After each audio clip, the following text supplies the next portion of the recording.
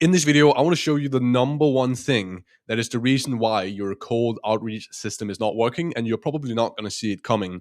So, just for context, I'm the CEO at ScaleSprint. My name is Nicholas, and I've built hundreds of outreach systems for agencies. So, I have a lot of data on what works. I'm also a certified expert by Instantly.ai. I'm one of their recommended partners, and that's the largest dedicated cold email software in the world. So, I know a thing or two about setting up these systems here, and I've seen the patterns. So what you're seeing on the screen right now is basically the whole system that we have here at ScaleSprint. This is the entire outreach outbound system that we have that we install for all our clients. This is the deliverable of the service we have. If you're interested in that, you can check out my website in the description. But I want to talk about the number one mistake that people make. And in 2026, it's not difficult getting positive responses. If you have an offer that is even slightly in demand, if you have a solid cold email system following best practices, you can get people to say, yes, I'm interested. Now, obviously, if you're running with a very harsh call to action and you're saying, book a call with me, it's going to be more difficult to get positive responses. But really getting that top of funnel interest is not really the issue anymore. It's actually turning that interest into meetings. This is where most people go wrong. It's not even the closing, it's not optimizing that part of it, it's not getting the positive responses, it's turning them into meetings. And so I'm going to show you in this video how you can go about doing that. Now, this is the system we have. So we have a very aggressive post reply sequence. The reason why it's getting more difficult is because B2B buyers require so many more touch points now than they used to, right? Because they're getting so much outreach, they're getting offers from left and right. They have their own stuff to do in their agency, they're busy. And so what you have to do, and this is the core principle, is staying top of mind. And you want to be a lot more aggressive than you think with your outreach. And this is where some people say, oh, but I don't want to be too aggressive. Maybe they're not going to like me or whatever. Trust me, the most important thing for you is to stay top of mind. This is way more important than the risk of them not liking you. And trust me, I've just seen this so many times now. That objection doesn't exist. It's not real. So the first day after you have, and first of all, you want to have a super fast response rate once they do actually get back to you and they're like, hey, yes, I'm interested. You want to get back to them immediately within 15 minutes. And what you want to do if they do not respond that same day, the day after, you want to send the first follow up, and you want to re-pitch the call, and you want to reaffirm the value of the call, because the issue typically is that they will not see what's in it for them. Like asking them to hop on a call is a request. There's got to be something for them, right? It's the same reason why, when you do your opt-in form, if you're running paid ads, you're not just asking for their contact details without like context. Like there needs to be some sort of exchange going on.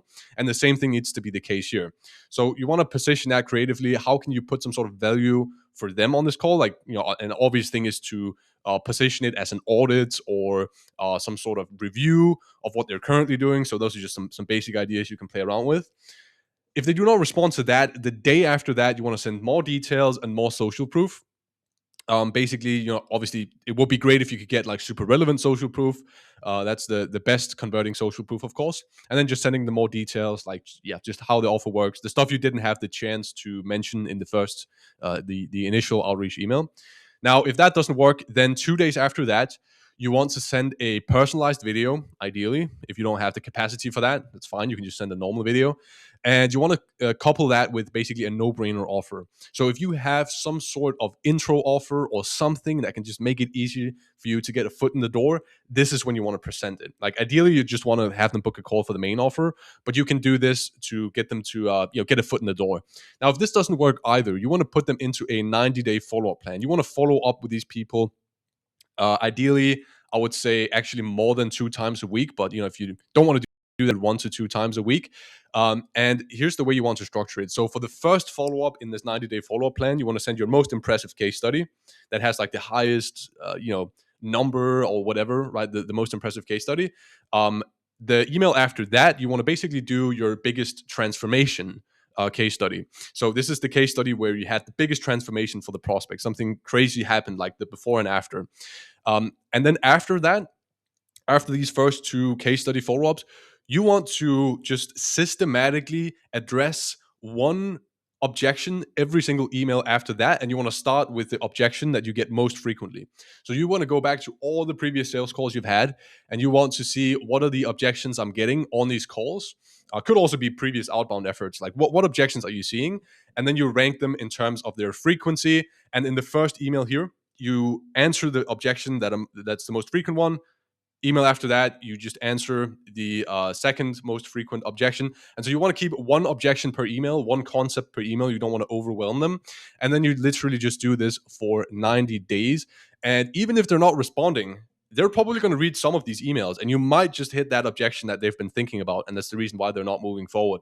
So this is such a game changer when you start doing this. It's incredible. And also, what you want to do in the meantime is do multi-channel nurturing. So you want to take that same lead, put them into a LinkedIn sequence where you're going to be following up with them there too. Now, often what this can do is it can sort of put a face to the outreach, so you seem like a real person. You're not just an email guy that's kind of anonymous. You have a LinkedIn profile. You're a real person. You have a history on there.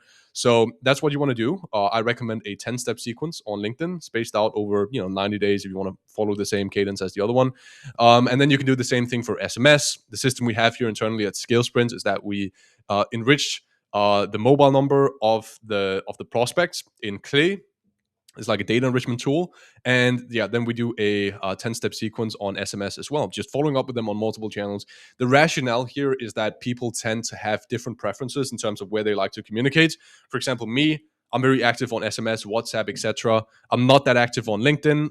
I would say I'm sort of active on cold email. So it just depends on the person. Like some people are just on LinkedIn all day, and so this is the best way to contact them, but their email address is just flooded with all this stuff, so they're not going to see it, right? So this is the rationale behind doing this multi-channel follow-up sequence here. So that is pretty much what this video is going to cover here. Again, as I mentioned, this is probably the biggest bottleneck, I would say, for agencies doing outreach. And moving into 2026, this is going to be so important. So if you want to work with ScaleSprint, if you want us to basically just build and run this whole system here for you, then you can check out www.scalesprint.io. It's in the description, probably also going to be in the pinned comments. And then we can see if it's a fit, and we can work from there. So thanks for watching, and have a great day.